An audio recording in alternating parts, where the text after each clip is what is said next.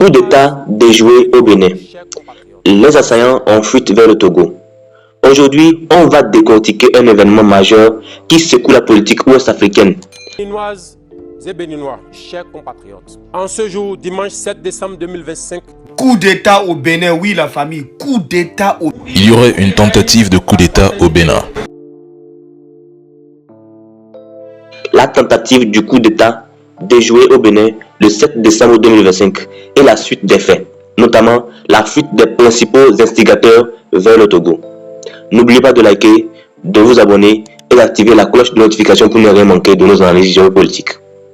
Le 7 décembre 2025, dans la matinée, un groupuscule de militaires béninois a tenté de prendre le pouvoir dans le pays en s'en prenant à des institutions clés dans la télévision nationale à Cotonou. Ils ont brièvement diffusé un message annonçant la dissolution du gouvernement et l'installation d'un comité militaire pour la refondation sous la direction du lieutenant-colonel Pascal Tigri. Pour donner un repère à notre pays, avons décidé de prendre nos responsabilités suite aux multiples dérives du gouvernement de M. Patrice Talon. Il s'agit de, sur le plan sécuritaire, la dégradation continue de la situation sécuritaire au nord du Bénin.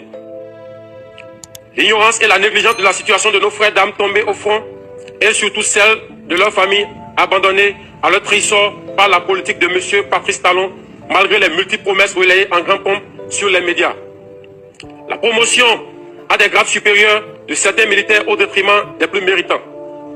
La mise à la retraite d'office de nombreux militaires et paramilitaires encore valides sur fond de règlement de compte et de... Mais la tentative a été rapidement neutralisée par les forces loyales au gouvernement du président Patrice Talon, épaulé par des troupes régionales, notamment le Nigeria, ainsi que par un soutien logistique et de renseignements fournis par la France. Qui est Pascal Tigri? Pascal Eloge Tigri est lieutenant-colonel de l'armée béninoise, ancien commandant du 3e groupement interarmes de la garde nationale, impliqué ces dernières années dans la lutte contre le terrorisme au nord du Bénin.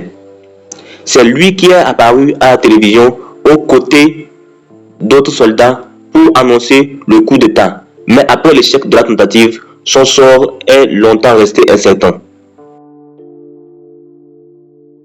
Parlons maintenant de la fuite vers le Togo. Les informations les plus récentes indiquent que Tigri et certains de ses complices n'ont pas été arrêtés avec les autres mutins. Au contraire, ils auraient trouvé refuge à Lomé, au Togo, précisément dans le quartier de Lomé 2, connu pour abriter des résidences officielles. Les autorités béninoises ont transmis des demandes d'extradition aux autorités togolaises, insistant pour que les fugitifs soient remis à la justice béninoise. Cette requête est perçue comme un test diplomatique entre les deux pays.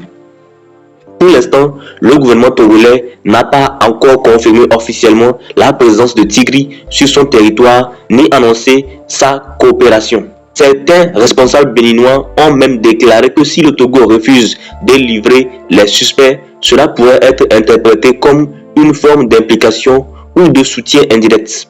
Cette affaire souligne les fragilités de la sécurité dans la région ouest-africaine qui a connu une série de coups d'État ces dernières années.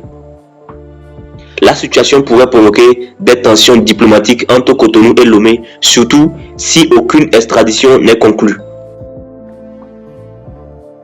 Parlons donc de l'impact de ce coup d'État sur les élections au Bénin. Ce coup d'État manqué survient à quelques mois de la présidentielle d'avril 2026, à un moment où l'opposition avait déjà pointé certaines frustrations politiques internes.